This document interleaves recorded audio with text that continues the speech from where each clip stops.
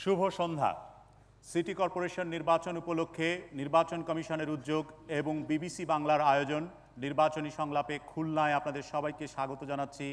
আমি কামাল আহমেদ। নির্বাচনী সংলাপের সহকারী অনুষ্ঠান সংগঠক সাইফুল ইসলাম রাসেল গত 24শে জুলাই ভোর রাতে এক সড়ক দুর্ঘটনায় নিহত হওয়ায় আমরা শুরুতেই তাঁর স্মৃতির প্রতি শ্রদ্ধা জানাচ্ছি। তার প্রতি সম্মান জানাতেই আমরা খুলনার নির্বাচনী সংলাপ পূর্ব ঘোষিত দিন 26শে জুলাই স্থগিত করেছিলাম। আমরা তার শোকাহত পরিবারের প্রতি জানাচ্ছি গভীর সমবেদনা। বিপুল সংখ্যক শ্রোতা দর্শক বিবিসির মাধ্যমে সাইফুল ইসলাম রাসেলের পরিবারের প্রতি সমবেদনা ও সহানুভূতি জানিয়েছেন এবং একই সাথে নির্বাচনী সংলাপ অব্যাহত রাখার আহ্বান জানিয়েছেন। অগণিত শ্রোতা দর্শকদের প্রতি বিবিসি তার অঙ্গীকারের কারণে নির্বাচনী সংলাপ আজ আবার শুরু করছে। বাংলাদেশ টেলিভিশন এবং বাংলাদেশ বেতারের সরাসরি সম্প্রচার খুলনার এই নির্বাচনী সংলাপে 6 জন মেয়র প্রার্থীর সবাই খুলনার ভোটারদের মুখোমুখি হয়েছেন। এরা হলেন M Firoz Ahmed, S M Moslem Uddin Ahmed, Talukdar Abdul Khaleque, Mohammad Enayet Ali, Mohammad Moniruzzaman এবং শেখ তৈয়াবুর রহমান। সিটি কর্পোরেশন নির্বাচনকে উপলক্ষ করে বিবিসির পক্ষ থেকে খুলনার নাগরিকদের মধ্যে পরিচালিত এক জরিপে দেখা গেছে যে খুলনার নাগরিকদের কাছে সবচাইতে গুরুত্ব পাচ্ছে যে সমস্যাগুলোর তারা অগ্রাধিকার ভিত্তিতে সমাধান চান, সেগুলোর মধ্যে রয়েছে পানি সংকট, ড্রেনেজ এবং পয় নিষ্কাশনের ব্যবস্থা, আবর্জনা অপসারণের ক্ষেত্রে অব্যবস্থাপনা, অপ্রশস্ত রাস্তায় খোঁড়াখুঁড়ি, জনস্বাস্থ্য এবং বিনোদনের অভাব। এসব বিষয়ের মধ্যে দু একটি বিষয় সম্পর্কে মেয়র প্রার্থীদের পরিকল্পনা নিয়ে আমরা আলোচনা করব এবং এ সম্পর্কিত একটি প্রশ্ন দিয়ে শুরু করি। প্রথম প্রশ্ন করছেন শেখ মোহাম্মদ আবুল বাশার। আমার প্রশ্ন, ঢাকার মতো বিশুদ্ধ ওয়াসার পানি আমরা খুলনাবাসীরা কবে নাগাদ পাব? ঢাকার মতো ওয়াসার বিশুদ্ধ পানি খুলনাবাসীরা কবে পাবে সেটাই হচ্ছে প্রশ্ন। অবশ্য ঢাকা ওয়াসার পানি কতটা বিশুদ্ধ সেটা নিয়ে ঢাকাতেই কিন্তু বিতর্ক আছে। সুতরাং আমরা যদি ধরে নিই যে ওয়াসার মতন একটা কর্তৃপক্ষ দরকার এবং বিশুদ্ধ পানি দরকার, সেটা কবে পাওয়া যাবে সেই সরবরাহটা? শুরু করব মোহাম্মদ মনিরুজ্জামান আপনাকে দিয়ে। গেল 2রা মার্চ খুলনা ওয়াসা প্রতিষ্ঠিত হয়েছে। তারপর থেকে এর জনবল নিয়োগ ইত্যাদি প্রক্রিয়াগুলো চলছে। আর ওয়াসা অর্থাৎ বিশুদ্ধ পানি এবং পয় নিষ্কাশন, এই দুটো ব্যবস্থাই পরপর ধীরে ধীরে আসবে। বর্তমানে যে অনুদান দেওয়া হয়েছে এবং যে প্রকল্প গ্রহণ করা হয়েছে সেটা শুধুমাত্র পানি সরবরাহ ব্যবস্থা, অর্থাৎ আমাদেরকে রানিং ওয়াটার ডিস্ট্রিবিউশন লাইন দিয়ে তারপরে বিভিন্ন এলাকাকে কানেক্ট করা হবে এবং প্রোডাকশন টিউবওয়েলের মাধ্যমে পানি উত্তোলন করে সেগুলো সার্ভ করা হবে। আমরা ইতিমধ্যেই কাজটা শুরু করেছি। ফুলতলা থেকে এই পানিটা আসছে এবং তার কাজগুলো চলছে, আপনারা জানেন বোধহয়। আমরা আশা করছি যে 2008 সালের শেষের দিকে এই পানি সরবরাহ নিশ্চিত করা হবে। সবার জন্য পানি সরবরাহ নিশ্চিত করা হবে 2008 সালের শেষের মধ্যে? আমাদের মোট চাহিদার কাছাকাছি আমরা পৌঁছতে পারবো না, তবুও আমি বলবো যে 1 থেকে 7 নম্বর ওয়ার্ড পর্যন্ত যেখানে পানিতে লবণাক্ততা বেশি সেই এলাকার জন্য প্রায়োরিটি আছে। আর আপনি কি একটু শতাংশ হিসাবে বলবেন যে খুলনার নগরবাসীদের কত শতাংশকে পানি দেওয়া হচ্ছে এখন আর কত শতাংশ পায় না? পানি কম বেশি সবাই কিছু শেয়ার করেন, তবে যেহেতু আমরা অভ্যস্ত আছি পুরনো কায়দায়, যেমন আমাদের স্যালাইন ওয়াটারে আমরা অভ্যস্ত আছি, কিন্তু উনি যে কথা বললেন যে বিশুদ্ধ পানি, এই বিশুদ্ধ পানি আমরা সব জায়গায় দিতে পারি না টিউবওয়েলের মাধ্যমে, এখন যেটা দিচ্ছি 1.5 ইঞ্চি টিউবওয়েলের মাধ্যমে। ধন্যবাদ। কোনো সম্পূরক প্রশ্ন যদি থাকে মোহাম্মদ মনিরুজ্জামানের কাছে। হ্যাঁ, আপনি হাত উঠিয়েছেন পানির বিষয়ে। আমি বলতে চাচ্ছি যে আমাদের খুলনা শহরের ভিতর যে কটা খাল আছে, পুরানো খাল, প্রত্যেকটা খালই ভরাট হয়ে গেছে এবং এই খালগুলো প্রায় প্রায় বন্ধ হয়ে যাচ্ছে। মানুষের পানি সরবরাহ সম্পর্কে যদি কোনো প্রশ্ন থাকে? পানির যে ব্যবস্থাটা, আমাদের ড্রেনেজ ব্যবস্থাটা, সেই ড্রেনেজ ব্যবস্থাটা বন্ধ হয়ে যাচ্ছে ওই জন্যই।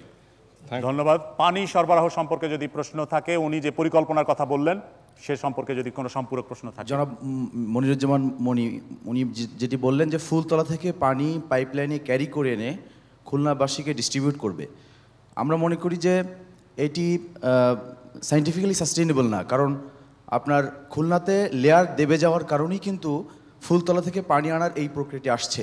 তো আগামীতে যখন ফুলতলাতে লেয়ার দেবে যাবে তখন কিন্তু ফুলতলার পানির সংকট হবে। সুতরাং ধন্যবাদ। এই বিষয়টি কিভাবে দেখবেন? ধন্যবাদ। খুব সংক্ষেপে আপনাকে উত্তর দিতে হবে, কারণ আপনি প্রথম প্রশ্নের উত্তর অনেক বড় দিয়েছেন। আমাদের এটাও একটা পরিকল্পনা আছে, অর্থাৎ সারফেস ওয়াটার ট্রিটমেন্ট প্ল্যান্ট আমরা স্থাপন করব এবং সেটা অবশ্যই খুলনা শহরের উত্তর দিকে, অর্থাৎ ফুলতলা এবং অভয়নগরের মাঝামাঝি জায়গায় হবে এবং সেখান থেকে গ্রিড লাইনের মাধ্যমে পানি এনে তারপরে এই খুলনা শহরের বিভিন্ন জায়গায় আমরা সেটা পরিবেশন করব। কিন্তু সেটা কি টেকসই হবে? উনি তো সেই প্রশ্ন সেটাই হবে টেকসই একমাত্র হবে কিনা। টেকসই প্রকল্প খুলনা শহরের জন্য। ধন্যবাদ। মোহাম্মদ এনায়েত আলী, মূল প্রশ্ন, পানি, বিশুদ্ধ পানি সরবরাহের ব্যবস্থা কিভাবে করবেন? বিশুদ্ধ পানি সরবরাহের জন্য আমার পূর্ব অভিজ্ঞতা থেকে আমি বলি, সেখানে দুই ধরনের ব্যবস্থা ছিল। একটা ছিল আন্ডারগ্রাউন্ড ওয়াটার সাকসেশন, যেটা উনি বললেন, এটা সীমিত পরিমাণে। আর একটা ছিল সারফেস ওয়াটার ট্রিটমেন্ট করা হতো, যেটা নদীতে পানি এনে ওই হাদিস পার্কের পাশে দুটোকে একত্রিত করে এটাকে ব্লিচিং পাউডার বা অন্যকে দিয়ে এটাকে ট্রিটমেন্ট করে তারপরে এটাকে পাইপ লাইনে সরবরাহ করা হতো। তখন মোটামুটি এর যে নিডসটা ছিল এটা মিট হতো, কিন্তু পরবর্তীতে একদম এই সারফেস ওয়াটার সাপ্লাইয়ের বিষয়টাকে বন্ধ করে দেওয়া হয়েছে, দিয়ে আন্ডারগ্রাউন্ড ওয়াটার সাকশন করার জন্যে ভূমিধস হচ্ছে, আমরা নেমে যাচ্ছি। ফুলতলার থেকে যেটা করা হচ্ছে, দেখলাম এখানে সব পাইপ পুচ্ছেন। আমি সেদিন বলেছি যে 1-2 বছর পরে এই পাইপ আবার তুলতে হবে, কারণ ফুলতলার ওই পানি, যে কথা উনি বলেছেন আমি একমত তার সাথে, ওটা ওখানে তার লেয়ারে যে পানি আছে ওটা থাকবে না, শুকিয়ে যাবে। কাজে এটা কোনো সমস্যার সমাধান না, একমাত্র সমাধান সারফেস ওয়াটার ট্রিটমেন্ট করে দিতে হবে। আমার কথায় এটা হচ্ছে এই ময়ূর নদীকে ডিসইনফেকশন করতে হবে। ধন্যবাদ। মোহাম্মদ এনায়েত আলীর কাছে তার পরিকল্পনা সম্পর্কে সম্পূরক প্রশ্ন। হ্যাঁ, আপনি হাত উঠিয়েছিলেন। আমি শ্রদ্ধেয় এনায়েত সাহেব এবং মনিরুজ্জামান উভয়কে আমি প্রশ্ন করতে চাই। না, আপনি শুধুমাত্র মোহাম্মদ এনায়েত আলীর যে প্রশ্ন, সেই পরিকল্পনা, সেটা সম্পর্কে শ্রদ্ধেয় এনায়েত সাহেব যে উনি যে কথাগুলো বলেছেন, এই কথাগুলো অত্যন্ত গ্রহণযোগ্য আমার কাছে। এবং আমি মনে করি যে যেভাবেই পানি সাপ্লাই করা হোক না কেন, সর্বপ্রথম আমাদের দেখার দরকার যে সে পানিটা আমাদের বাড়িতে বাড়িতে যে পথ দিয়ে যাচ্ছে, ড্রেন ক্রস করছে যে পাইপ দিয়ে, সেই ড্রেন, অধিকাংশ ড্রেনগুলো লিকেজ হয়ে গেছে পাকিস্তান আমলের ড্রেন। আপনার কোনো সম্পূরক প্রশ্ন নাই? তাহলে সম্পূরক প্রশ্ন, ওই ড্রেনগুলো আগে লিকেজ ছাড়ার দরকার, এর ব্যবস্থা করার দরকার। সম্পূরক প্রশ্ন। হ্যাঁ, পানি আনা তো দূরের কথা, এখনও নিম্ন অঞ্চলে এমন জায়গা আছে যেখানে লোকজন এখনও বিশুদ্ধ খাবার পানি, ডিপ টিউবওয়েলটি সেখানে নাই। এর জন্য কি ব্যবস্থা নেবে মেয়রদা, আমার বিনীত নিবেদন। ধন্যবাদ। যেখানে একেবারেই পানির কোনো ব্যবস্থা নেই সেখানে কি আমি করবেন? বলছি সমস্ত সিটি কর্পোরেশন এলাকা এটা পাইপ লাইনের অধীনে আনতে হবে, মানে যেটা আমরা পাইপে সরবরাহ করি, ওই যে ছোট পাইপে আর কি, বাড়িতে বাড়িতে যায় যেগুলো। এবং এইটা করবার জন্য সারফেস ওয়াটার ট্রিটমেন্ট যদি সাফিসিয়েন্টলি করা যায়, তাহলে কোনো জায়গায় কোনো টিউবওয়েল পোতার প্রয়োজন হবে না। এবং আমি বিশ্বাস করি এই মাস্টার প্ল্যান করে অল্প সময়ের মধ্যে এটা সম্ভব এই ওয়াটার সাপ্লাইকে সমস্যার সমাধান করা। ধন্যবাদ। তালুকদার আব্দুল খালেক, পানি, বিশুদ্ধ পানি সরবরাহের জন্য আপনি কি করবেন? না sir, surface water treatment plan করতে হবে। তার যেহেতু ফুলতলা থেকে পানি আসতে গেলে সেখানে পরিবেশগত ভারসাম্য নষ্ট হবে, যার কারণে আমি নির্বাচিত হই তাহলে সারফেস ওয়াটার ট্রিটমেন্ট প্ল্যান করতে হবে এবং সেটা খুলনার একদম পাশেই যে কোনো জায়গায়, যদি জমি গভর্নমেন্টের না থাকে আমরা রিকুইজিশন করি, সেইখানে আমরা এই ব্যবস্থা নেব। পাশাপাশি আমার মনে হয় যতক্ষণ পর্যন্ত এই ব্যবস্থা না হবে ততক্ষণ টেম্পোরারিভাবে ডিপ টিউবওয়েল বসাইতে হবে, প্রোডাক্টিভ টিউবওয়েল, এবং যাতে মানুষ এই কার্যক্রম শেষ না হওয়া পর্যন্ত মানুষ সুপ্রিয় পানি পায় সেই ব্যবস্থা করতে হবে। পানির বিষয়ে তালুকদার আব্দুল খালেকের যে পরিকল্পনা, সে সম্পর্কে কোনো প্রশ্ন থাকলে প্রশ্ন করতে পারেন। হ্যাঁ, আপনি। উনি যে কথা বলছে ওটাই ঠিক, ওইভাবে করলে সরাসরি কোনো প্রশ্ন আছে কিনা? সম্পূরক প্রশ্ন। হ্যাঁ, আপনি। সম্পূরক প্রশ্ন। সারফেস ওয়াটার কথা যে আপনি বললেন, খুলনার আশেপাশে ময়ূর নদী সহ অন্যান্য নদীগুলো সব বেদখল হয়ে যাচ্ছে, দ্বিতীয়ত ভরাট হয়ে যাচ্ছে। সারফেস ওয়াটারের জন্য এই নদীগুলো পুনরুদ্ধারের ব্যাপারে আপনার কোনো পরিকল্পনা আছে? অবশ্যই পরিকল্পনা আছে। যারা বেদখলভাবে আছে অবশ্যই তাদেরকে পুনর্বাসন করে এগুনা মানে তাদেরকে অন্য জায়গায় সরিয়ে নিতে হবে এবং এইটা খালি করে এইখানে এই ব্যবস্থা নিতে হবে খুলনার মানুষের জন্য। এটা দখলমুক্ত করাটা কতটা প্রায়োরিটি দেবেন আপনি, অগ্রাধিকার দেবেন? অবশ্যই অগ্রাধিকার দেবো এবং যারা আছে তারাও যাতে বেঁচে থাকতে পারে সেই ব্যবস্থা নিতে হবে। ধন্যবাদ। শেখ তৈয়াবুর রহমান, আপনার কি পরিকল্পনা, পানি কিভাবে দেবেন, বিশুদ্ধ পানি? আমার খুলনা নগরবাসীকে যদি বিশুদ্ধ পানি সরবরাহ করতে হয় তাহলে ফুলতলার থেকে নয়, একমাত্র ময়ূর নদীর থেকে পানি এনে ওয়াটার ট্রিটমেন্ট প্লান্টের মাধ্যমে রিফাইনারি করে সেইটি যদি আমার নগরবাসীকে সরবরাহ করা হয় তাহলে আমরা বিশুদ্ধ পানি, আমাদের সম্পূরক বিশুদ্ধ পানি আমরা পেতে পারি।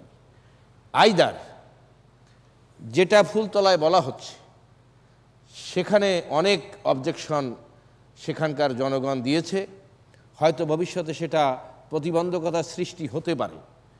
ওখানকার জনগণ ইতিপূর্বে প্রতিবন্ধকতার সৃষ্টি করছে, তা সেই ক্ষেত্রে আমাদের ময়ূর নদীর পানি যদি আমরা ওয়াটার ট্রিটমেন্ট প্লান্ট বা ওয়াটার রিফাইনারি করে আমার নগরবাসীদের জন্য প্রয়োজনীয় পানি ময়ূর নদী দিতে পারে, এর বিকল্প আমি অন্য কোনো পন্থা আমি আর চিন্তা করতে পারি। ধন্যবাদ। শেখ তৈয়াবুর রহমানের কাছে সরাসরি তার পরিকল্পনা নিয়ে যদি কোনো প্রশ্ন থাকে। হ্যাঁ, সামনের সারিতে। আমি ওনার কাছে প্রশ্ন করতে চাই যে ময়ূর নদীর পানি দিয়ে উনি সবাই মিষ্টি পানি সাপ্লাই দেবে, খাবার পানি সাপ্লাই দেবে, কিন্তু বর্তমানে যে সাপ্লাইগুলো আমাদের বাসায় আছে সেই বাসায় ময়লা পানি যায় সেই পাইপ দিয়ে, এটার সম্বন্ধে উনি কী করবে আগামীতে? এখন যে ময়লা পানি যাচ্ছে সেটা কি করবেন? এখন যেটা আছে ইতিপূর্বের ব্যবস্থাপনায় যেটা আছে অ্যাট প্রেজেন্ট পজিশনে সেইটিকে আমরা তো বাস্তবতাকে আমাকে মেনে নিতে হচ্ছে এবং এই বাস্তবতার নিরিখে আমাদের যে গভীর নলকূপগুলি আমাদের এইটি টোটালি বন্ধ করে দেওয়ার পরিকল্পনা আমার ভারপ্রাপ্ত মেয়র মনিরুজ্জামান সাহেব বলেছেন। যদি আমরা এই টিউবওয়েলগুলি রাখি তাহলে ভবিষ্যতে আরও এর নিচের আপনার স্তর শূন্যতা হবে এবং শহর আস্তে আস্তে নিচে তলিয়ে যাবে। কিন্তু এখন যে নোংরা পানি যাচ্ছে সেটা আপনি কিভাবে ঠেকাবেন? নোংরা পানি, এর জন্য সমস্ত ড্রেনেজ ব্যবস্থাকে সংস্কার করে অন্ততপক্ষে এর যতটুকুন সম্ভব বিশুদ্ধতা রক্ষা করা, এই ছাড়া তার বিকল্প নাই। ধন্যবাদ। এম ফিরোজ আহমেদ, পানির পরিকল্পনা কি আপনার? আমি বিগত কয়েক বছর যাবৎ বাংলাদেশ পরিবেশ আইনবিদ সমিতি বেলা এবং বাংলাদেশ পরিবেশ আন্দোলন বাপা এই দুই সংগঠনের নামে আমি আন্দোলন করে চলেছি। বলছি যে ফুলতলা থেকে পানি আনা এই কনসেপ্ট ভুল। আমি বলছি যে গভীর নলকূপ থেকে পানি উত্তোলন করে খুলনা শহর ডেবে যাবে, ধসে যাবে। আমি পূর্বেই বলেছি যে ময়ূর নদীকে বাঁচিয়ে পানি পরিশোধন করে খুলনা নগরীতে সরবরাহ করলেই এই সংকট সমাধান সম্ভব। কিন্তু যারা মেয়র ছিলেন এবং এখনও দায়িত্ব পালন করছেন তারা আমার এই কথায় কর্ণপাত করেননি। আমি দৃঢ়তার সঙ্গে বলতে চাই, আমি প্রশাসনিক দায়িত্ব পেলে আমি এই সারফেস ওয়াটার প্লান্ট আমি চালু করব। এক্ষেত্রে আরও বলতে চাই, অর্থায়ন করবেন কোত্থেকে? সবাই আপনারা বলছেন ময়ূর নদীর পানি ব্যবহার করবেন, সারফেস ওয়াটার ট্রিটমেন্ট প্লান্ট করবেন, অর্থায়ন হবে কিভাবে? অর্থায়ন হবে সরকারি সাহায্য অথবা নিজের যোগ্যতায় বিদেশি সাহায্য নিয়ে অর্থায়ন হবে। এক্ষেত্রে আমি আরও বলতে চাই, দুইভাবে আমরা কিন্তু ট্যাক্স দিচ্ছি পানিতে। একবার হোল্ডিং ট্যাক্সের মধ্যে একবার দিই, একবার পানির জন্য একবার দিই। আমি গেলে পানির জন্য দুইবার জনগণকে জবাই করা হবে না। ধন্যবাদ। এম ফিরোজ আহমেদের পরিকল্পনা সম্পর্কে সরাসরি যদি কোনো প্রশ্ন থাকে। হ্যাঁ, আপনি। জনাব ফিরোজ আহমেদের প্রশ্নের প্রেক্ষিতে বলতে চাই, ময়ূর নদী বর্তমানে খুলনা শহরের বর্জ্য পদার্থ এবং পানি সরবরাহের জন্য ব্যবহার করা হচ্ছে। এই পানিটা সরাসরি যে মোংলা নদীতে বা প্রশ্নটা করুন, তিনি কিভাবে খুলনা শহরের এই বর্জ্য পানি বা এই ময়লা পানিটা কিভাবে নিষ্কাশন করবেন সে ব্যাপারে তার কী পরিকল্পনা আছে? ময়ূর নদী এখন বর্জ্য আবর্জনায় ভরপুর। ময়ূর নদী দুই পাশে বেঁধে দিয়ে আজকে পানি মাটি খুঁড়ে তারপরে পানি সেখানে জমাতে হবে রিজার্ভার হিসেবে এবং সেই পানিকে পরিশুদ্ধ করে পিউরিফাই করে সেই পানি পাইপে করে খুলনা নগরীতে সরবরাহ করতে হবে। এটি হচ্ছে আমার পরিকল্পনা নয়, এটি আমার চিন্তা, আমি বিশ্বাস করি। ধন্যবাদ।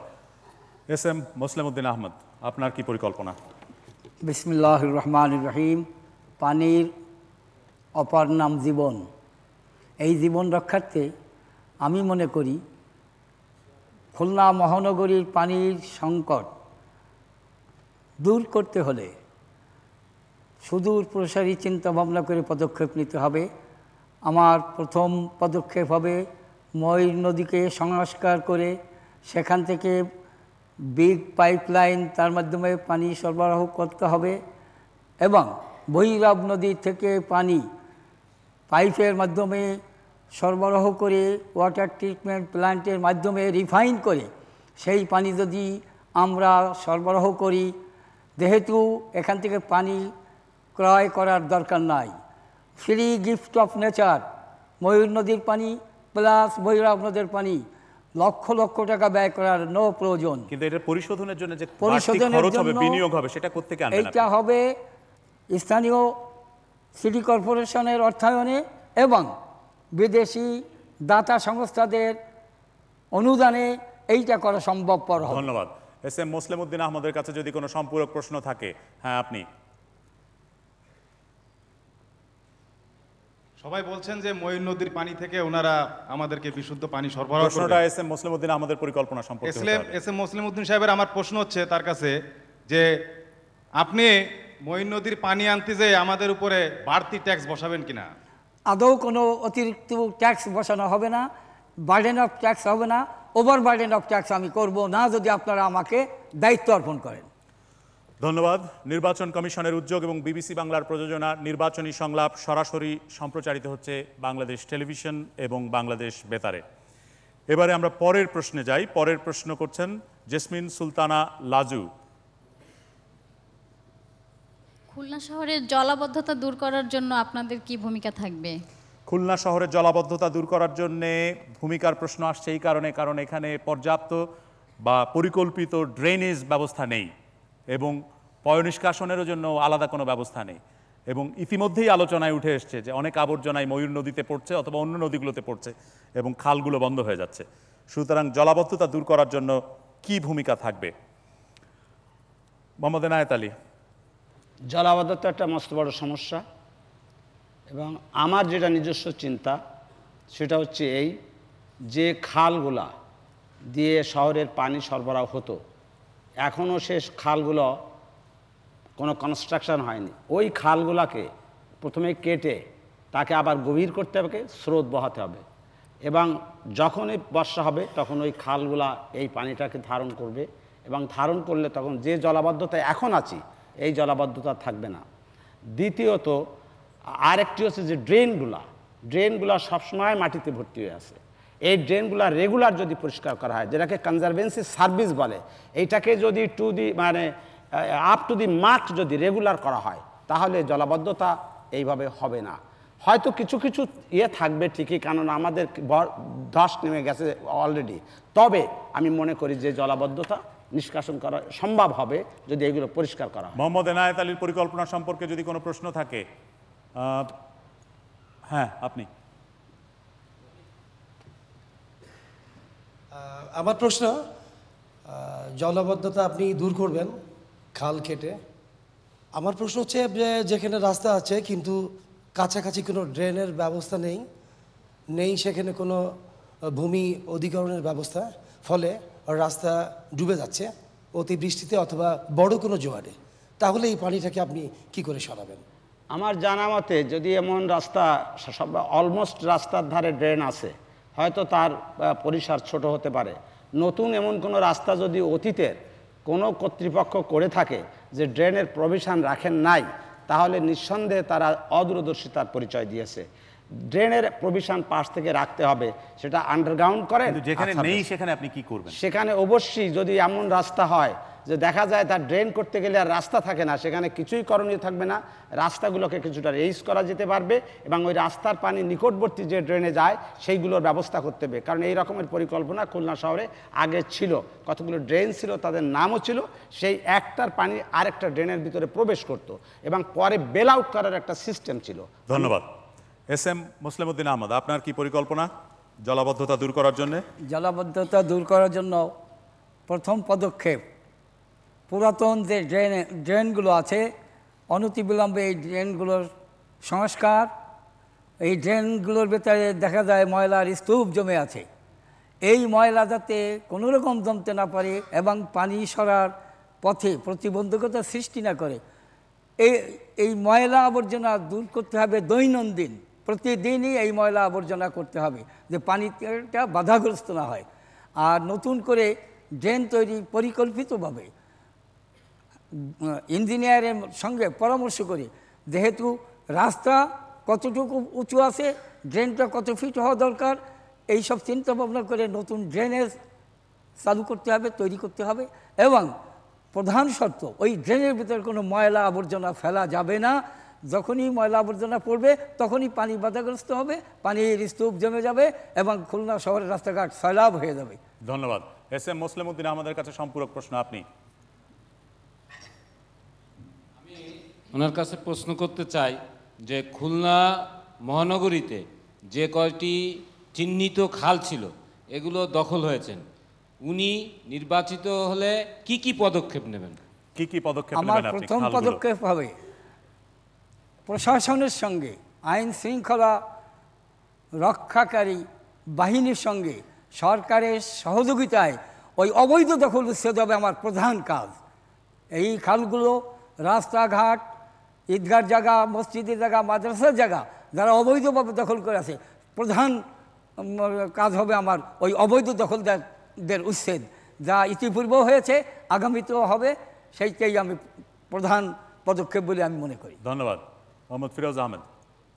আমি এই জলবদ্ধতা দূরীকরণের ক্ষেত্রে আমার গণ আন্দোলনের অভিজ্ঞতা, বিল ডাকাতিয়ার সংগ্রাম, ভবদহর জলবদ্ধতা দূরীকরণের সংগ্রাম, দক্ষিণ পশ্চিমাঞ্চলের জলবদ্ধতার সংগ্রামের অভিজ্ঞতা, ওগুলোর একটাও খুলনা সিটি কর্পোরেশন এরিয়ার মধ্যে পড়ে না। অভিজ্ঞতা কাজে লাগিয়ে খুলনা সিটি কর্পোরেশনের মধ্যে কি করবেন?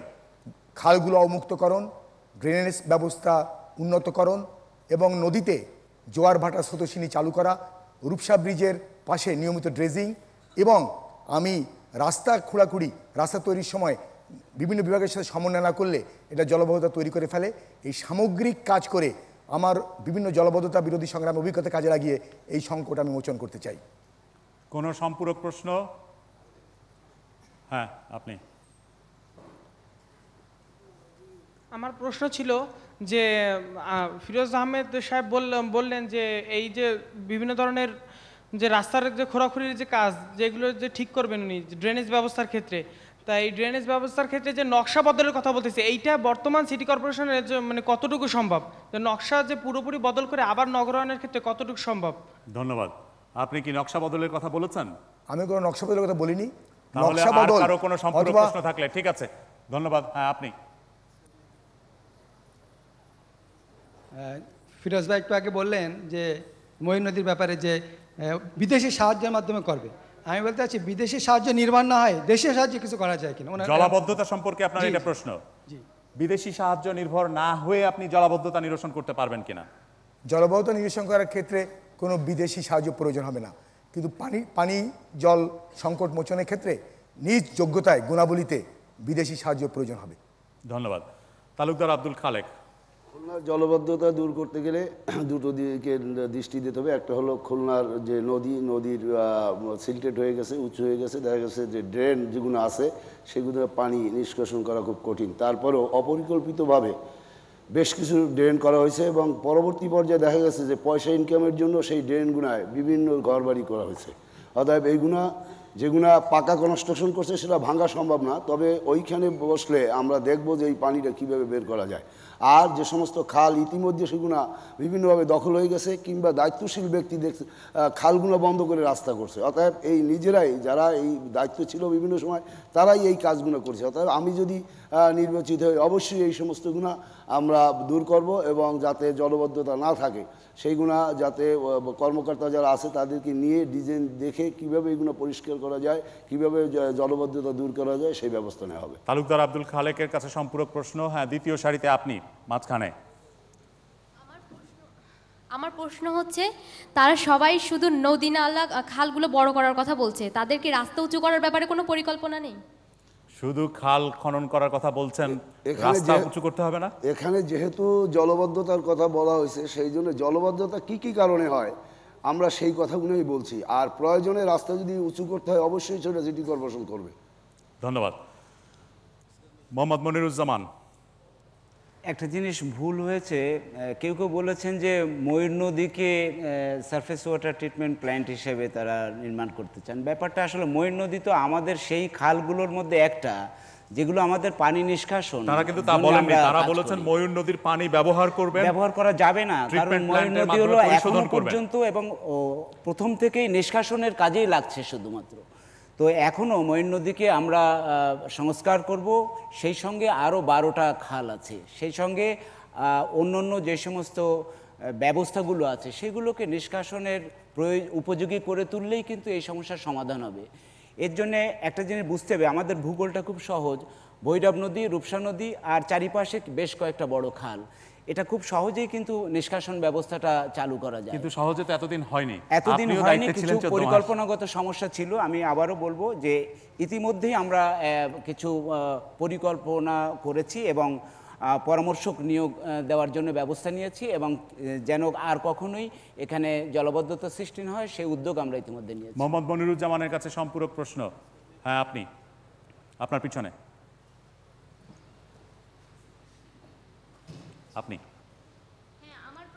আপনি পাশে আপনার পাশে। আমার প্রশ্ন হচ্ছে যে দেখা যাচ্ছে ড্রেন থেকে পানিগুলো নোংরা পানি সব বাসায় চলে আসে, বাড়ির ভিতরে এমনকি মেন রুম থেকে পানি উঠে নিচ থেকে, এই ব্যাপারে আপনারা কি করবেন? আচ্ছা, আপনি কি একই ধরনের প্রশ্ন করতে চাচ্ছেন না ভিন্ন কোনো? আমি প্রশ্ন করতে চাচ্ছিলাম যে আমাদের যেখানে ড্রেনগুলো ডাস্টবিনে মানে ময়লা পড়ে একদম জমাট হয়ে আছে, যেখানে খালে পানি পৌঁছাই না, সেইখানে এই ময়লা ব্যবস্থা আমাদেরকে মানে কোথায় আমরা ময়লা ফেলবো এবং আমাদেরকে 10 টাকা করে দিতে হচ্ছে, এটা আমরা কাকে দিচ্ছি, কেন দিচ্ছি? দুটোই সম্পর্কিত প্রশ্ন। আসলে ময়লা ফেলার জন্য ড্রেনের প্রতিবন্ধকতা তৈরি হচ্ছে আর সেই প্রতিবন্ধকতা থেকে ঘরের ভিতরে ময়লা পানি চলে যাচ্ছে। নাগরিকদের এই বিষয়ে সচেতন হওয়ার প্রয়োজন রয়েছে, কারণ ড্রেন কিন্তু শুধুমাত্র বর্জ্য পানি নিষ্কাশনের জন্য, বর্জ্য নিক্ষেপ করার জন্য নয়। আর বর্জ্য আপনি সংগ্রহ করে রাখবেন, বাঁশি দিয়ে তারা নিয়ে যাবে অথবা নিকটস্থ ডাস্টবিনে ফেলে দেবেন। এই সচেতনতা বৃদ্ধি পেলে আমাদের ড্রেনগুলো আর কখনো এই ধরনের সমস্যা বা সংকট সৃষ্টি করবে না। আপনি সচেতনতার কথা বলছেন, যথেষ্ট সংখ্যক ডাস্টবিন কি আছে? হ্যাঁ, এক্ষেত্রে কিছু সংকট আছে। ডাস্টবিন আমরা অবশ্য ধীরে ধীরে তুলে দিচ্ছি। ইতিমধ্যেই আমরা প্রাইভেট অর্গানাইজেশনের মাধ্যমে বর্জ্য কালেকশন করছি, বেশ কিছু বেসরকারি সংস্থাও বর্জ্য কালেকশন করছে এবং এই কালেক্টেড বর্জ্যগুলো আমরা নিয়ে রাজমঞ্চ ট্রেঞ্চিং গ্রাউন্ডে নিয়ে যাচ্ছি এবং সেখানে কম্পোস্ট তৈরি করার কাজ ইতিমধ্যেই শুরু হয়েছে। ধন্যবাদ। শেখ তৈয়াবুর রহমান, জলাবদ্ধতা নিরসনে আপনি কি পরিকল্পনা আপনার? জলাবদ্ধতা নিরসনের জন্য আমি মনে করি ফার্স্ট প্রায়োরিটি দেওয়া উচিত ড্রেনেজ ব্যবস্থাকে নিষ্কাশন করা। এবং আপনারা প্রত্যেকেই লক্ষ্য করছেন যে বাড়িগুলি তৈরি হচ্ছে অপরিকল্পিতভাবে, নতুন নতুন বাড়ি তৈরি হচ্ছে। পুরনো যে বাড়িগুলি আছে তার প্রথম তলা অন্ততপক্ষে 1.5 থেকে 2 ফুট রাস্তার নিচে চলে গেছে এবং জল নিষ্কাশনের যে ড্রেনেজ ব্যবস্থাটা ইতিপূর্বে হয়েছে সেটা কিন্তু অপরিকল্পিতভাবে। আর যে 12টি খাল, এই 12টি খালের সঙ্গে যদি সঠিকভাবে সংযোগ তৈরি করা যায়, সঠিকভাবে যদি ড্রেনেজ ব্যবস্থা তৈরি করা যায়, যেমন আমাদের দক্ষিণ খুলনায় অনেক বাড়িঘর কিন্তু অপরিকল্পিতভাবে সেখানে তৈরি হয়েছে। এটা মাস্টার প্ল্যান ছাড়াও অনেকে বাড়ি তৈরি করছে। আমরা বর্ষা মৌসুমে সেখানে গিয়ে দেখি 2/3 বাড়ি কিন্তু জলে নিমগ্ন। এই ক্ষেত্রে খালগুলি সংস্কার করে এবং সেখানে ড্রেনেজ ব্যবস্থা সংস্কার করে নতুন পরিকল্পনা মাস্টার প্ল্যান করে আমাদের এই জলাবদ্ধতা থেকে মুক্তি পাওয়া ছাড়া বিকল্প পথ নাই। সম্পূরক প্রশ্ন আপনি।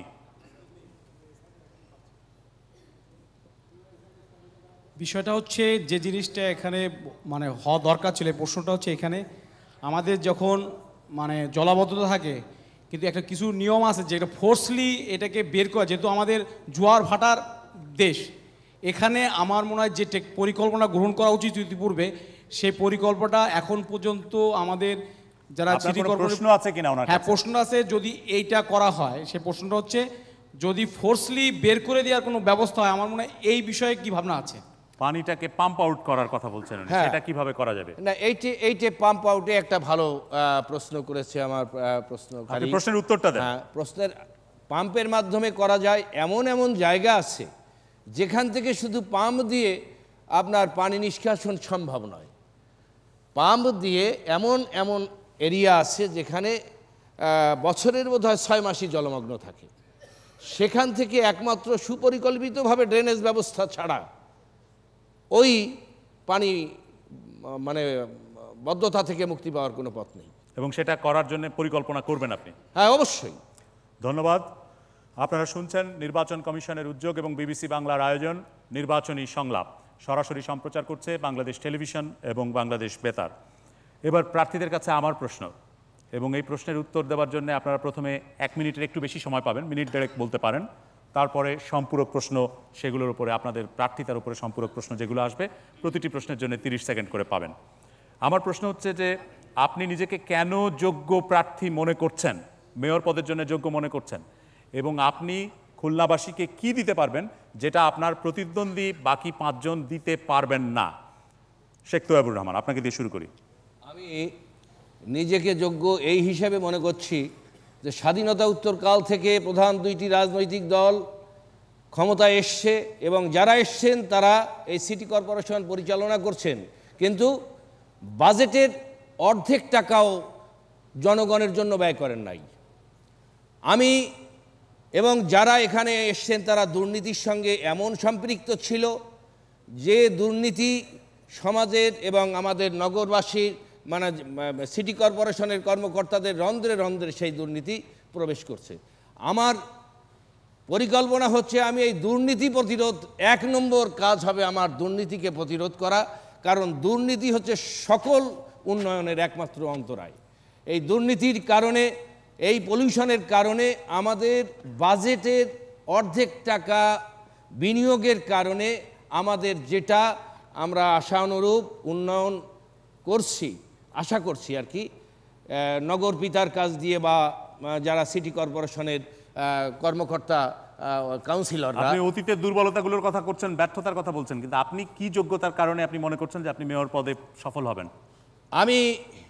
আমি নিজেকে একজন সৎ এবং যোগ্য মানুষ, শিক্ষায়, সততায়, আদর্শে আমার জীবনে ইতিপূর্বের কোনো রেকর্ডে যদি আপনারা কোনো ত্রুটিপূর্ণ কোনো কিছু পেয়ে থাকেন তাহলে আমি বলবো যে আমি অযোগ্য।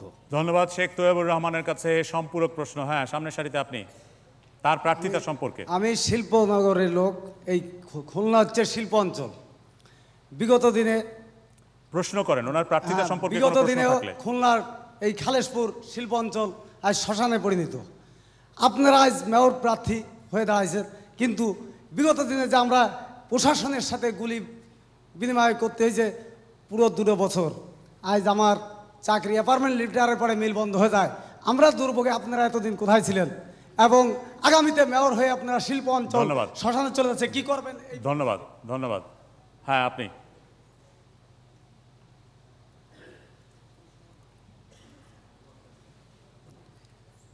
আপনি ইতিপূর্বে খুলনার উন্নয়নমূলক কী ধরনের কাজ করেছেন? 8 থেকে 10টি যদি ঐতিহ্যবাহী কোনো উন্নয়নের নাম বলেন তাহলে মনে করবো যে আপনি যোগ্য ব্যক্তি। এদিকে কেউ আপনার কাছে পরে আসবো, প্রশ্নগুলো আগে নিয়ে নিই। হ্যাঁ, আপনি। আমার প্রশ্ন। না, আপনি না, উনি দাঁড়িয়েছিলেন। আমার প্রশ্ন হচ্ছে যে খুলনায় যাতায়াতের জন্য টাউন সার্ভিসের ব্যবস্থা আছে কম খরচে, তো এখানে মহিলা পুরুষ উভয় গাদাগাদি করে যায়, তো সেখানে মহিলাদের জন্য যে আসন আছে সে আসনগুলো মানে পুরুষরা বসে এবং উঠতে বলে ওঠে না, অনেক সমস্যা সৃষ্টি করে। তো আপনার কি এ ব্যাপারে কোনো সিদ্ধান্ত আছে কিনা যে যাতে তারাই বসতে পারে? ধন্যবাদ। হ্যাঁ, আপনি উঠেছিলেন ওখানে, আমি বসিয়ে দিয়েছিলাম, এবার আপনার সুযোগ। আমি কি যাতায়াতের ব্যাপারে উনি প্রশ্ন করছে, আমি এর উপর প্রশ্ন করতে পারবো? হ্যাঁ, প্রশ্ন করুন। হ্যাঁ, আমার প্রশ্ন হচ্ছে, আমার নাম সালাউদ্দিন, আমি বিএল কলেজের স্টুডেন্ট। আপনি প্রশ্নটা করুন। হ্যাঁ, প্রশ্নই করতেছি। বিএল কলেজ দক্ষিণ বাংলার একটি ঐতিহ্যবাহী কলেজ। বিএল কলেজের সবচেয়ে বড় সমস্যা, এই প্রশ্ন শুধু আমার না, বিএল কলেজের বর্তমান 26,000 স্টুডেন্টের এটা প্রশ্ন হচ্ছে যাতায়াতের যে সমস্যা। বিএল কলেজে তেমন কোনো গাড়ি নাই, পরীক্ষা ছাত্রীদের যাতায়াতের জন্য সমস্যা যেটা, সেটা সমাধানে কি করবেন? ধন্যবাদ। আপনার প্রশ্ন বোঝা গেছে, আপনি বেশি ভূমিকা দিলে অত সময় দেওয়া যাবে না। শেখ তোয়াবুর রহমান। আমি যদি নির্বাচিত হই, আমার প্রধান লক্ষ্য হবে রাস্তা সংস্কার, যেখানে অত্যাবশ্যক সেখানে সংস্কার, প্রশ্ন এসছে যে যাতায়াতের সমস্যার জন্য কি করবেন, বাড়তি বাস সার্ভিসের ব্যবস্থা করবেন কিনা এবং টাউন সার্ভিসের ব্যবস্থা করবেন কিনা, মহিলাদের জন্য আলাদা সুযোগ সুবিধার ব্যবস্থা করবেন কিনা? জনসংখ্যা বৃদ্ধি এর ক্রমবর্ধমান হার যা, তাতে আমার বাস ব্যবস্থার তো বৃদ্ধি করতেই হবে। আর যাতায়াত ব্যবস্থার জন্য রাস্তাঘাট উন্নয়ন এবং সংস্কার এ দুটোই অব্যাহত থাকবে। খুলনার উন্নয়নের জন্য কি করেছেন, কোনো রেকর্ড আছে বলতে পারেন?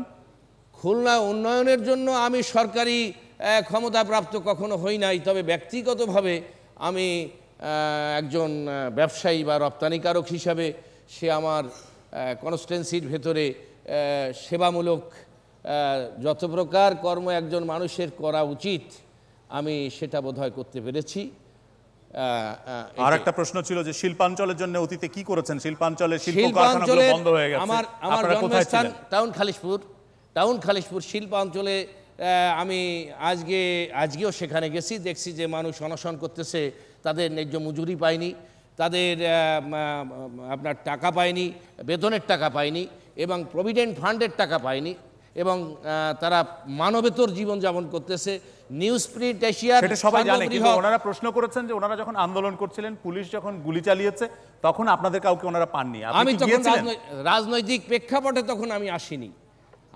আমি রাজনৈতিক প্রেক্ষাপটে তখনই এসছি যখন দেখছি যে দেশে ভালো মানুষের রাজনীতি করার বোধহয় একটা পরিবেশের তৈরি হয়েছে। সেই প্রেক্ষাপটে আমার রাজনীতিতে পদার্পণ। আমি ইতিপূর্বে রাজনীতিতে ছিলাম না, কাজী আমার প্রশ্নকারী ভাই যে প্রশ্নটা করছে সেটা বোধহয় আমার জন্য অ্যাপ্রোপ্রিয়েট হবে না, যারা ইতিপূর্বে রাজনীতিবিদ বা যারা দায়িত্বপূর্ণ ছিলেন। ধন্যবাদ। এস এম মোসলেম উদ্দিন আহমদ, আপনার কাছে প্রশ্ন, আপনি নিজেকে কেন যোগ্য মনে করছেন এই মেয়র পদের জন্য এবং আপনার কি বাড়তি গুণ আছে যা আপনার প্রতিদ্বন্দ্বী বাকি 5 জনের নেই, যা থেকে উপকৃত হবেন খুলনার নাগরিকরা? আমি নিজেকে খুলনা মহানগরীর নির্বাচনে মেয়র পদে প্রতিদ্বন্দ্বিতা করার জন্য এই কারণে যোগ্য মনে করছি, যেহেতু সদাশয় তত্ত্বাবধায়ক সরকার ঘোষণা দিয়েছেন বিশ্বস্ত সৎ ও যোগ্য প্রার্থীকে আপনারা নির্বাচিত করুন। বছরের পর বছর সরকার চাচ্ছে যোগ্য সৎ অভিজ্ঞ দক্ষ ব্যক্তিকে আপনারা গুরুত্বপূর্ণ পদে নির্বাচিত করুন। কালো টাকার পাহাড় যারা জমিয়েছেন, মুসলমান সন্ত্রাসী মস্তান, তারা যেন নির্বাচনে জয়যুক্ত হতে না পারে। সর্বোপরি আল্লাহ তাআলা তার পবিত্র কালামে বলেছেন, বিশ্বস্ত সৎ কর্মীকে ভোট দাও, অযোগ্য পত্রে ভোট দেয়া কিয়ামতের আলামত। এবং তোমরা ওই লোককে ভোট দেবে যে শোষক হবে না, যে তোমাদের সেবক হবে, খাদেম হবে। আমি নিজেকে এই জন্য যোগ্য মনে করি, যেহেতু আমার ভিতরে সততা, যোগ্যতা, অভিজ্ঞতা এবং উচ্চ শিক্ষা রয়েছে। আমি খুলনা জেলা আইনজীবী সমিতির সাবেক সাধারণ সম্পাদক হিসেবে তখন 1000 আইনজীবীকে আমি তাদের মান সম্মান সমুন্নত রাখার চেষ্টা করেছি। আমার বিরুদ্ধে জীবনে কোনো দুর্নীতির অভিযোগ আসি নাই, আমি কোনো কারোর মান সম্মানের হানি করি নাই।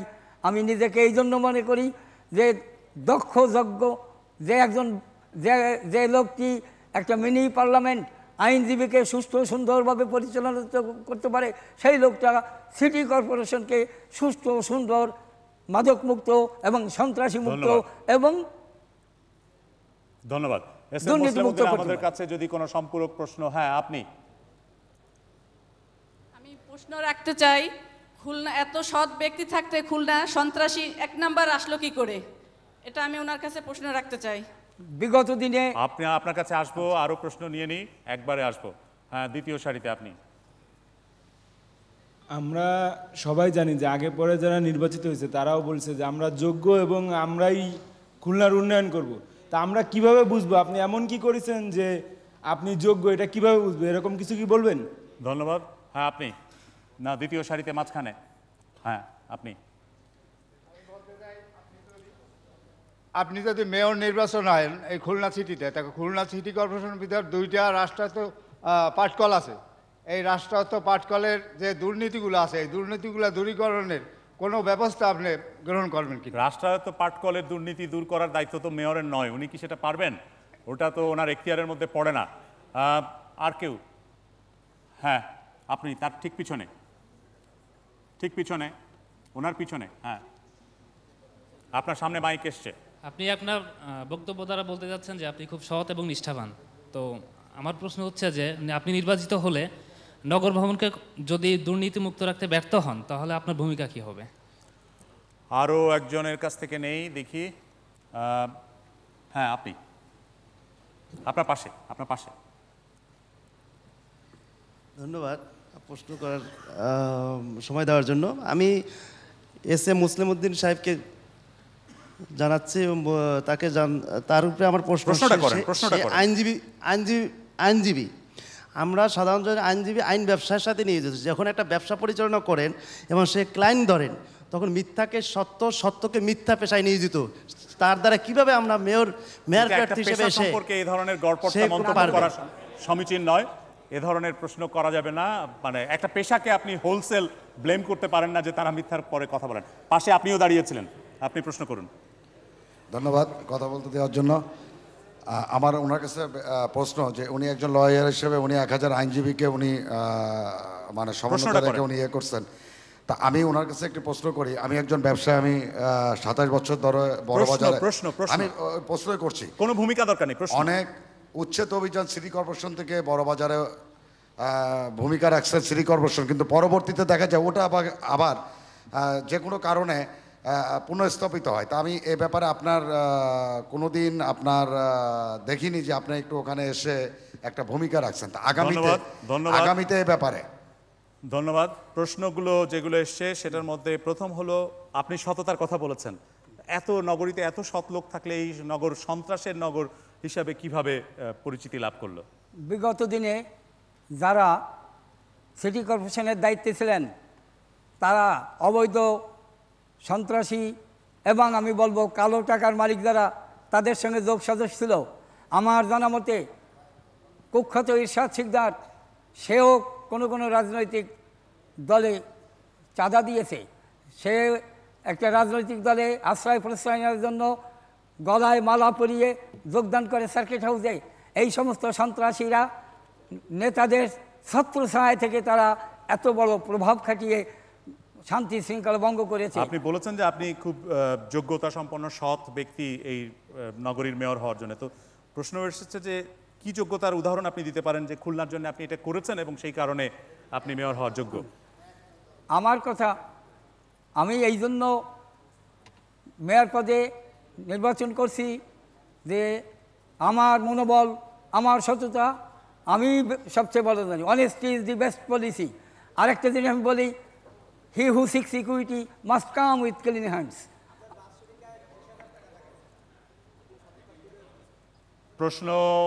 প্রশ্ন আপনার নতুন করে নিতে চাচ্ছি না, কিন্তু খুব গুরুত্বপূর্ণ একটা প্রশ্ন করেছেন, বলুন। আপনার বাৎসরিক আয় দেখাইছেন আপনি 20,000 টাকা। জি। আপনি সততার প্রশ্নে অটুট। জি। এই সম্পর্কে বলেন আপনি। ধন্যবাদ। আমার বাৎসরিক ইনকাম খরচা বাদে যেটা, আমার দৈনন্দিন খরচা, মাসিক খরচা যেটা, সেইটা বাদে আমি দেখিয়েছি বাৎসরিক আমার 20,000 টাকা ইনকাম। অর্থাৎ আপনার খরচগুলোকে আপনি আয়ের মধ্যে ধরেননি? খরচের জন্য যা আয় করেন সেটা আমি ধরিনি। ধন্যবাদ। পরের প্রশ্ন হচ্ছে যে নগর ভবনকে দুর্নীতিমুক্ত রাখার জন্য আপনি কি করবেন? আর উচ্ছেদ অভিযান যখন চলেছে, নগর কর্তৃপক্ষ যখন বিভিন্ন জায়গায় অবৈধ দখল মুক্ত করতে গেছে তখন আপনাকে দেখা যায়নি। পুনর্দখল হয়ে গেলে সেগুলো ঠেকানোর জন্য আপনি কিছু করবেন কিনা? যেহেতু অবৈধভাবে দখলদার, adverse position is no position. তারা অন্যায় করেছে, কম্পিটেন্ট অথরিটির থেকে তারা লিজ নেয়, ডিসিশন নেই। এই জন্য অ্যাকর্ডিং টু ল তাদেরকে উচ্ছেদ করা হয়েছে। একটা অবৈধ কাজে আমি আইন পেশার লোক হয়ে আমি তাকে সাহায্য করলে সেটাও অবৈধ সাহায্য হবে। ধন্যবাদ। এম ফিরোজ আহমদ। অন্যদের চাইতে আমি যোগ্য এই কারণেই আমি 39 বছর যাবৎ খুলনা রাজপথে নাগরিক সেবা নিশ্চিত এবং খুলনার উন্নয়ন, বৈষম্য দূরীকরণের জন্য সংগ্রাম করছি। আমি মেধাবী ছাত্র হওয়া সত্ত্বেও, বোর্ড এবং বিশ্ববিদ্যালয়ে আমি স্ট্যান্ড করা সত্ত্বেও, জিনাদের ক্যাডেট কলেজে পড়া সত্ত্বেও আমার আজীবন আমি খুলনার মানুষের কল্যাণে থেকেছি, ব্যয় করেছি। আমি আন্তর্জাতিক ছাত্র সম্মেলন, শ্রমিক সম্মেলন এবং পরিবেশ সম্মেলনে বাংলাদেশের একমাত্র প্রতিনিধি হিসেবে, খুলনার মানুষ হিসেবে খুলনার বেদনা, খুলনার কান্না, খুলনার দাবিকে আন্তর্জাতিক ফোরামে উত্থাপন করেছি। আমি যখন ভিপি ছিলাম বিএল কলেজের, আমি যখন পরপর 4বার আইনজীবী সমিতির সেক্রেটারি ছিলাম, আমি বিশ্ববিদ্যালয়ের খণ্ডকালীন শিক্ষক, কোথাও কোনোদিন 1 টাকাও আমি বিল করি নাই। এটি আমার সততার এবং যোগ্যতার বিষয়। আমি মনে করি যে নিজস্ব বিদ্যুৎ কেন্দ্র আমি করতে চাই। আমি মনে করি মই নদী বাঁচিয়ে পানি সংকট সমাধান করতে চাই। আমি মনে করি বস্তিবাসী কল্যাণের জন্য লো কস্ট হাউজিং করতে চাই। আমি কারখানাগুলো বাঁচাতে চাই, শ্রমিকদের পাশে থাকতে চাই। আমি কারখানাগুলো বাঁচানোর জন্যে আমি শ্রমিক এবং কর্পোরেশন মালিকানা প্রতিষ্ঠা করে আমি কারখানাগুলোর দায়িত্ব নিতে চাই। আমি মনে করি মসজিদের ইমাম এবং মন্দিরের পুরোহিত যারা কোনো ভাতা পান না এবং ভাতা পান খুবই কম, সেটি আমি নিশ্চিত করতে চাই। আমি নগর পরিবহন করতে চাই, পাড়ায় পাড়ায় ক্লাব ব্যায়ামাগার করতে চাই, সাংস্কৃতিক কমপ্লেক্স করতে চাই। এটি হলো, এবং সর্বশেষ বলতে চাই সিটিজেন চার্টার আমি করতে চাই। ধন্যবাদ। এবারে আমি সিটিজেন চার্টার আমি করতে চাই। প্রশ্ন নেই। হ্যাঁ, আপনি।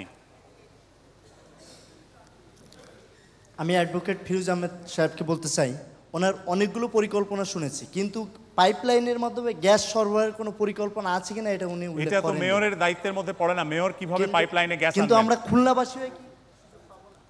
হ্যাঁ, আপনি। আচ্ছা, শিশুদের মানসিক বিকাশের জন্য যে পার্ক দরকার, খুলনায় সেরকম কোনো উল্লেখযোগ্য পার্ক নেই, এ ব্যাপারে আপনি কি করবেন? ধন্যবাদ। হ্যাঁ, আপনি। না, তৃতীয় সারিতে। হ্যাঁ, বস্তি পুনর্বাসন করবেন কিনা, আপনি বস্তি বারংবার উচ্ছেদ করার জন্য কিছু করবেন কিনা? বস্তি উচ্ছেদের জন্য কিছু করবেন কিনা? আচ্ছা, সামনে।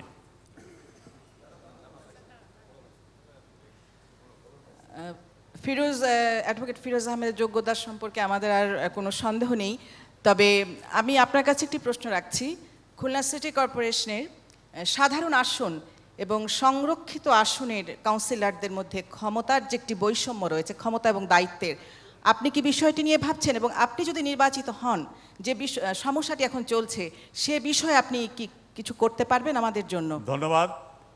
ফিরোজ আহমদ, আপনার কাছে যে প্রশ্নগুলো এসছে সেটার অতিরিক্ত আমার একটা প্রশ্ন আছে, যে কারণে আমি 3টে প্রশ্ন নিয়েছি। আপনি বলেছেন যে সমস্ত কলকারখানা বন্ধ হয়ে যাচ্ছে সিটি কর্পোরেশন সেগুলো নিয়ে চালাবে। সিটি কর্পোরেশনের কি সেটা কাজ, না নাগরিকদের সেবা দেওয়া কাজ? সিটি কর্পোরেশন ব্যবসা করবে? আমি পূর্বেই বলেছি ট্যাক্স বৃদ্ধি করব না। আমি ওই কারখানাগুলো চালিয়ে শ্রমিকদের মালিকানা দেওয়া হবে, শেয়ার দেওয়া হবে, এবং একইভাবে বাড়তি উপার্জন করে জনগণের ট্যাক্স বৃদ্ধির বিকল্প হিসেবে আয়ের উৎস খুঁজে বের করা হবে।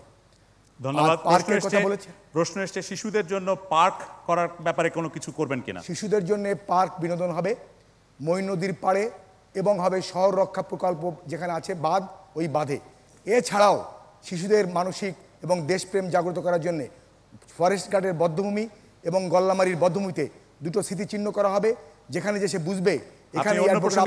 প্রশ্নটা ছিল শিশুদের পার্ক। বস্তি উচ্ছেদের পর পুনর্বাসনের জন্য কি করবেন? খুলনায় বস্তি উচ্ছেদের জন্য কারাবন্দী মেয়র থেকে শুরু করে অনেকেই চেষ্টা করেছিলেন। আমি দৃঢ়ভাবে জনগণকে সাথে নিয়ে প্রতিরোধ করেছি, প্রতিবাদ করেছি। সুতরাং বস্তি উচ্ছেদের প্রশ্নই ওঠে না। বরং বস্তিতে মাল্টি স্টোরেড বিল্ডিং করা হবে, এবং 10 বছর কি 15 বছর মাসিক টাকা দিয়ে বস্তিবাসীরা সেই ফ্ল্যাটের মালিক হবেন। আরেকটি প্রশ্ন এসছে যে সাধারণ এবং সংরক্ষিত আসনের যারা কাউন্সিলর থাকেন তাদের মধ্যে ক্ষমতার বৈষম্য বা দায়িত্বের বৈষম্য, সেটা নিরসনে কি করবেন? এই সাধারণ আসন এবং সংরক্ষিত আসনের যে বৈষম্য, এই বৈষম্যের ব্যাপারে খুলনা নারী সমাজ জানেন। আমি একমাত্র ব্যক্তি তার প্রতিবাদ করেছি, তাদের পক্ষে মানববন্ধন করেছি, রাজপথে লড়াই করেছি। ফলে আমি নারী এবং পুরুষের মধ্যে কোনো বৈষম্য বিশ্বাস করি না। ফলে সাধারণ এবং সংরক্ষিত আসন সকলকেই সমানভাবে অধিকার দেওয়া হবে। ধন্যবাদ। মোহাম্মদ মনিরুজ্জামান, কেন আপনি নিজেকে যোগ্য মনে করছেন এবং আপনার কি অতিরিক্ত গুণ আছে যা বাকি প্রতিদ্বন্দ্বী 5 জনের নেই, যা থেকে খুলনার নাগরিকরা উপকৃত হবেন? আমি একজন দেশপ্রেমিক মানুষ। মুক্তিযুদ্ধ থেকে ফিরে এসে রাজনীতি করি, সেই সঙ্গে সমাজের নানান জায়গায় বিভিন্ন সময় দায়িত্ব পালনেরও সুযোগ হয়েছে।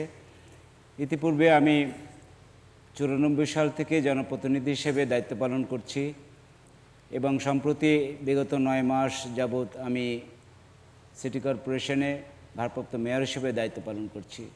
নাগরিকদের সেবা দেওয়ার কাজগুলো সম্পর্কে আমি খুবই পরিচ্ছন্ন ধারণা রাখি, এবং যে সমস্ত গুরুত্বপূর্ণ বটলনেক ছিল সেগুলোর অনেক কিছুই আমি সর্ট আউট করেছি। এবং আমি মনে করি যে এখন যে চাহিদা এই নগরকে আরও সুন্দর করে গড়ে তোলার জন্যে এবং এই অঞ্চলকে আর্থসামাজিক উন্নয়নের জন্য একজন মেয়রের যে সমস্ত ভূমিকা নেওয়ার দরকার আমি সেগুলো করতে পারবো।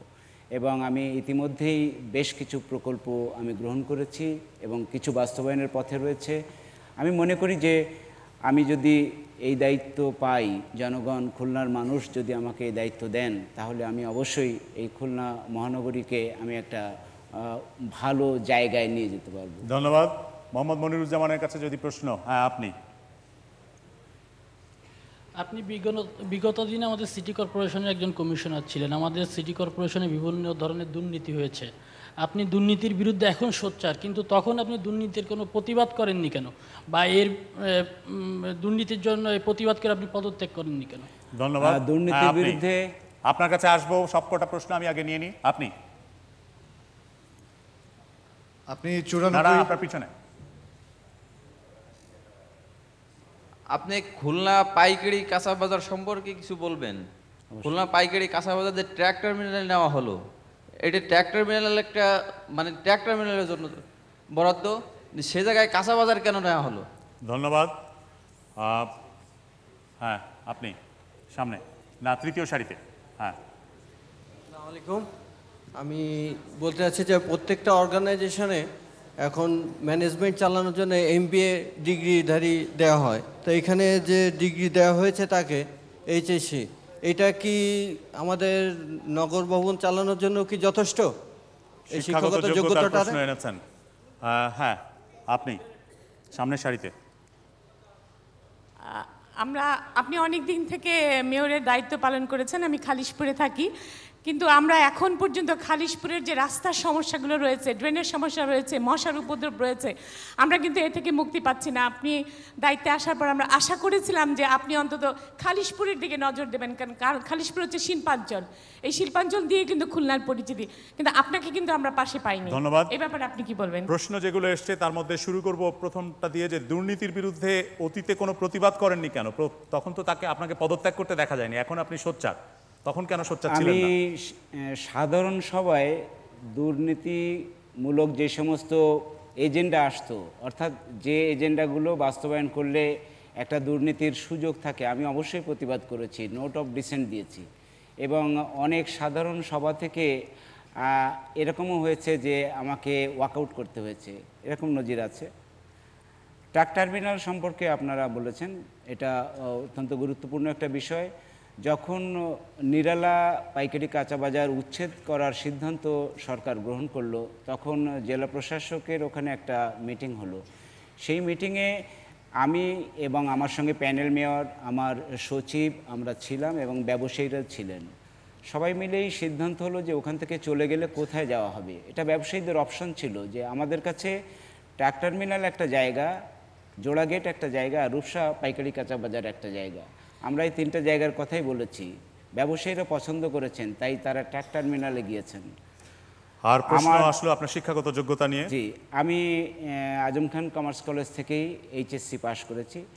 আর বিষয়টা এমন যে শুধুমাত্র প্রাতিষ্ঠানিক শিক্ষাই সবসময় যে সব শর্ত পূরণ করে তা কিন্তু নয়।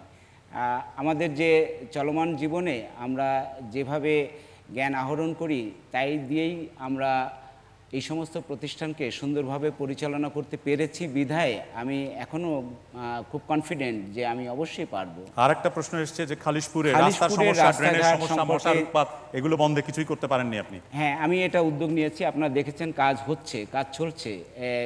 সব কাজ কিন্তু একসঙ্গে করা সম্ভব নয়, তবে কাজ চলছে, শুরু হয়েছে কাজ। এবং বেশ কিছু রাস্তাঘাটে খালিশপুরে ইতিমধ্যেই আমরা সংস্কারের কাজ এবং নতুন করার কাজ আমরা শুরু করেছি। ধন্যবাদ। তালুকদার আব্দুল খালেক, আপনি নিজেকে কেন যোগ্য মনে করছেন এবং আপনার কি বাড়তি গুণ আছে যেটা অন্যদের নেই নগরবাসীকে সেবা করার জন্য? আসলে সবারই অধিকার আছে নির্বাচন করার, অতএব খুলনার 4 লক্ষ যে ভোটার তারাই সিদ্ধান্ত নেবে যে কে উপযুক্ত লোক। তবে আমি বলতে চাই, আমি খুলনা সিটি কর্পোরেশনে 77 থেকে 88 আমি এই 11 বছর আমি কমিশনার ছিলাম এবং আমার এলাকা ছিল মহাসিনাবাদ ইউনিয়ন 22 এবং 29 নম্বর ওয়ার্ড বর্তমান। এরপরে আমি রামপাল মোংলা থেকে 91 থেকে 96, 96 থেকে 2001 এবং 2001 থেকে 2007 পর্যন্ত আমি 3 বার জাতীয় সংসদে নির্বাচিত সংসদ সদস্য ছিলাম এবং 96 থেকে 2001 সাল পর্যন্ত আমি সরকারের মন্ত্রিপরিষদের ত্রাণ এবং দুর্যোগ ব্যবস্থাপনা মন্ত্রণালয়ের দায়িত্ব ছিলাম এবং আপনারা জানেন সেই সময়গুলোয় যে সমস্ত 98 সালের বন্যা, 97 সালের সাইক্লোন সহ এবং 2000 সালে আমাদের দক্ষিণ পশ্চিম অঞ্চলে যে বন্যা হয়েছে, এই বন্যাগুলো আমি অত্যন্ত অনেস্টলি আমি এইগুলো মোকাবেলা করেছি এবং প্রশাসনিক যে কর্মকাণ্ডগুলো আমি করেছি এবং আমি বলতে পারি যে বাংলাদেশের একটা লোক বলার কোনো অধিকার এখনও রাখে না যে আমি একটা পয়সা কারোর কাছ থেকে স্পর্শ করেছি। অর্থাৎ কোনো লোক যদি এই কথা বলতে পারে আমি তখনই আমার প্রার্থীপদ আমি প্রত্যাহার করবো। এই কারণেই আমি সিটি কর্পোরেশনের আমি প্রার্থী মেয়র প্রার্থীর জন্য নির্বাচনের জন্য আমি যোগ্য মনে করছি। ধন্যবাদ। মাঝখানে তৃতীয় সারিতে, হ্যাঁ আপনি। আপনি একটি নির্দিষ্ট রাজনৈতিক দলের সাথে সক্রিয়ভাবে জড়িত, এখন আপনি যদি মেয়র হন নিজেকে নির্দলীয় নিরপেক্ষভাবে কতটুকু জনগণের কাছে উপস্থাপন করতে পারবেন? অবশ্যই ধন্যবাদ। পরে আসবেন, উত্তরগুলো একবারে দেবেন। হ্যাঁ আপনি। বিগত মেয়র আমাদের খুলনা সিটি কর্পোরেশনকে দুর্নীতির আখড়া তৈরি করেছিল। আপনি যদি নির্বাচিত হন তাহলে আমাদের সিটি কর্পোরেশনকে দুর্নীতিমুক্ত করতে পারবেন কিনা? যদি ব্যর্থ হন তাহলে কি আপনি পদত্যাগ করবেন? আর একটা প্রশ্ন, হ্যাঁ এইদিকে আপনি। আরে আপনি মাইক দেখেন। আচ্ছা, পিছনে। আমি মাসুম। আমার প্রশ্ন হচ্ছে, আপনি নিজেই বলেছেন একাধিকবার সংসদ সদস্য ছিলেন এবং একবার মন্ত্রী ছিলেন। এই থাকা অবস্থায় খুলনা সিটি কর্পোরেশনের জন্য আপনি কি করেছেন যার কারণে নিজেকে আপনি খুলনা সিটি কর্পোরেশনের এখন মেয়র হিসেবে চাচ্ছেন, যে মেয়র হতে চাচ্ছেন? ধন্যবাদ। এইদিকে, হ্যাঁ সামনের সারিতে আপনি। আমি আপনার কাছে প্রশ্ন রাখছি। আমি একজন খ্রিস্টান, আমাদের দুটো কবরস্থান তোমার ব্রিটিশ আমলের থেকে। আপনার কাছে দাবি রেখে আপনি মেয়র হলে আমাদের খ্রিস্টানদের জন্য শহরের বাইরে জায়গা কিনে একটা নতুন কবরস্থান করে দেবেন কিনা, এবং খুলনায় পূর্ণাঙ্গ টেলিভিশন কেন্দ্র এবং অত্যাধুনিক টেলিভিশন কেন্দ্র মেয়রের দায়িত্ব নয়, সুতরাং ওটা তার কাছে দাবি করে কোনো লাভ নেই। তালুকদার আব্দুল খালেক, আপনার কাছে যে প্রশ্নগুলো এসছে, রাজনৈতিক দলের সাথে আপনি সরাসরি সম্পর্কিত, আপনি কতটা নিরপেক্ষতা বজায় রাখতে পারবেন? একজন ব্যক্তি যখন সংসদ সদস্যর পরে মন্ত্রী হিসেবে শপথ পড়ে তখন সে আর ওই কোনো দলের থাকে না, সে নিরপেক্ষভাবেই কাজ করে এবং এটা আমার উদাহরণ আছে। এবং আমি যদি নির্বাচিত হই অবশ্যই খুলনা সিটি কর্পোরেশনের নিরপেক্ষভাবে আমি কাজ করব। দুর্নীতি মুক্ত করতে পারবেন নগর ভবনকে? দুর্নীতি মুক্তর ব্যাপারে আমি পরিষ্কার আপনাদের বলছি যে দুর্নীতি মুক্ত যদি না করতে পারি অবশ্যই আমি পদত্যাগ করব। আর যখন মন্ত্রী ছিলেন বা এমপি ছিলেন সে সময় খুলনার জন্য কি করেছেন সেই প্রশ্ন? আমি যখন মন্ত্রিসভার সদস্য হিসেবে শপথ করি তখন তৎকালীন মেয়রকে আমি প্রথমেই টেলিফোন করেছিলাম। আমি বলেছিলাম যে যেহেতু আপনি একটা দলের মেয়র, আমি খুলনার ছেলে, আমি খুলনার সম্পর্কে কিছু করতে চাই, যখন যেভাবে আমাকে সাহায্য দরকার আমাকে বলবেন, আমি অবশ্যই করব। এবং আপনারা জানেন যে খ্রিস্টানদের জন্য কবরস্থান করার ব্যাপারে কোনো উদ্যোগ নেবেন? অবশ্যই, শুধু কবরস্থান না, এবং যারা শ্মশান, এ জায়গায় উন্নত মানের শ্মশানের অভাব আছে, শ্মশান, কবরস্থান এবং গির্জা মানে খ্রিস্টানদের জন্য কবরস্থান এগুলো করা হবে। মোহাম্মদ এনায়েত আলী, আপনি যদি বলেন যে আপনি কেন নিজেকে যোগ্য মনে করছেন এবং কি অতিরিক্ত গুণ আছে আপনার? আমার মনে করার কারণ হচ্ছে নির্বাচনে আমাকে জয় করলে আমি দায়িত্ব পালন করতে পারবো। আমি যোগ্য কেন বলছি যে আমার প্রথম হলো পূর্ব অভিজ্ঞতা। 1977 থেকে 1982 সাল পর্যন্ত আমি খুলনা পৌরসভার নির্বাচিত চেয়ারম্যান ছিলাম এবং নির্বাচিত চেয়ারম্যান হিসেবে আমি যে দায়িত্ব পালন করেছি ওই 5 বছরে এমন কোনো রেকর্ড সিটি কর্পোরেশনে কেউ বোধহয় দেখাতে পারবেন না অনিয়ম, অব্যবস্থা, দুর্নীতি ইত্যাদির কোনো আশ্রয় সেখানে ছিল। 1 নম্বর।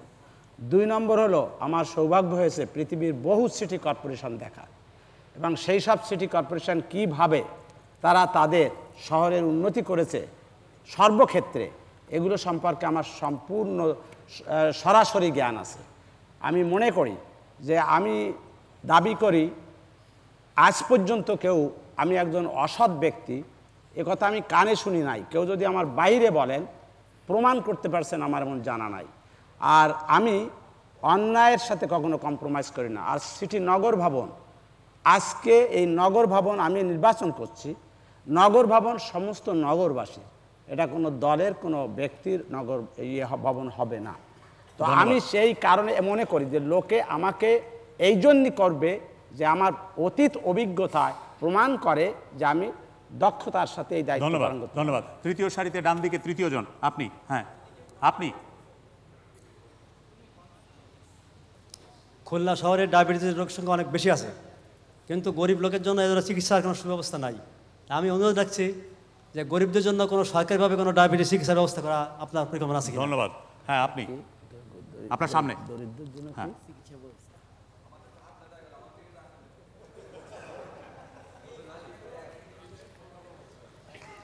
আমার এনআর সাহেবের কাছে প্রশ্ন, বিগত মেয়র দলীয় নগর ভ্রমণ করছিলেন, আপনি কি হয়ে কি সেরকম কিছু করবেন নাকি ওটাকে আপনি? ধন্যবাদ। সুন্দর নগরী গড়ার জন্য চাই দক্ষ ব্যবস্থাপনা বিষয়ের উপর আপনার শিক্ষাগত যোগ্যতা আছে কি না, আর যদি না থাকে তাহলে কি আপনি মনে করেন আপনাকে দক্ষ ব্যবস্থাপক হিসাবে শিক্ষাগত যোগ্যতা গ্রহণ করা উচিত? ধন্যবাদ।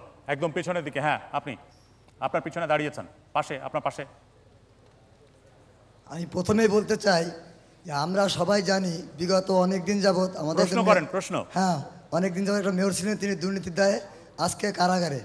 আমি বলতে চাই আপনি যদি মেয়র নির্বাচিত হন তাহলে বিগত দিনের যে দুর্নীতি হয়েছে এর ব্যবস্থা কি আপনি নিতে পারবেন? একই প্রশ্ন আবার এসছে, আপনি উত্তরগুলো যদি দেন। ডায়াবেটিক রোগীদের জন্য, বিশেষ করে গরিব রোগীদের জন্য কিছু করবেন কিনা, দলীয় মেয়র ভবন যাতে পরিণত না হয় সেটার জন্য কি করবেন, দক্ষ ব্যবস্থাপনার যে শিক্ষাগত যোগ্যতার প্রয়োজন সেটার কি আছে, আর দুর্নীতিমুক্ত করার প্রশ্নে কি করবেন? আমি প্রথমে বলি দরিদ্র এবং বলেছেন ডায়াবেটিক রোগীদের জন্য। আমার জানা মতে খুলনাতে একটা ডায়াবেটিক সেন্টার আছে এবং সেখানে আমি চেষ্টা করব, আমি তো সেখানকার আইন কানুন এই মুহূর্তে জানি না, তবে তাদের সাথে সহযোগিতা করে দরিদ্র যারা পয়সা দিতে পারে না তাদের বিনামূল্যে চিকিৎসা করার ব্যবস্থা আমি করাতে চেষ্টা করব। দ্বিতীয়ত হলো শিক্ষাগত যোগ্যতা। আমি হচ্ছি বিএ LLB। 1962 সালে আমি আইন পেশায় যোগদান করেছি এবং আমার মনে হয় খুলনাতে যারা বসবাস করেন, ব্যবস্থাপনা বিষয়ে আপনার কোনো একাডেমিক যোগ্যতা আছে কিনা? অবশ্যই। তাহারে বলে আমি 1972 সালে আমি এই গ্রেটার খুলনা ডিস্ট্রিক্টের আমি রিলিফ কমিটির চেয়ারম্যান ছিলাম। কোনো অভিযোগ বাংলাদেশে কেউ উত্থাপন করে নাই যে খুলনাতে রিলিফ কমিটির চেয়ারম্যান হিসাবে এনায়েত আলী কোনো দুর্নীতি করেছে। দ্বিতীয়ত, যেটা আমি আগেই বলেছি যে আমি খুলনা পৌরসভার নির্বাচিত চেয়ারম্যান হিসেবে 5 বছর আমি দায়িত্ব পালন করেছি এবং এই দায়িত্ব পালন করতে যেয়ে খুব সংক্ষেপে আপনাকে বলতে হবে দুর্নীতির বিষয়ে আপনার অবস্থান কি হবে? দুর্নীতি সম্পর্কে আমি বলি আমি জীবনেও দুর্নীতির সাথে কম্প্রোমাইজ করি নাই এবং আমার মৃত্যু পর্যন্ত আমি দুর্নীতির সাথে কোনো কম্প্রোমাইজ করবো না, হুএভার হি মে বি। ধন্যবাদ। আজ যারা অনুষ্ঠানে অংশ নিলেন তাদের সবাইকে ধন্যবাদ জানাচ্ছি। নির্বাচনী সংলাপ প্রযোজনা করলেন BBC বাংলার ওয়ালিউর রহমান মিরাজ। নির্বাচনী সংলাপের পরের আয়োজন বরিশালে আগামী 30শে জুলাই। সে অনুষ্ঠানে অংশ নিতে চাইলে এখনও সুযোগ আছে, আর তাহলে যোগাযোগ করুন মোবাইল টেলিফোন নাম্বার 0172 717 4400 এই নম্বরে।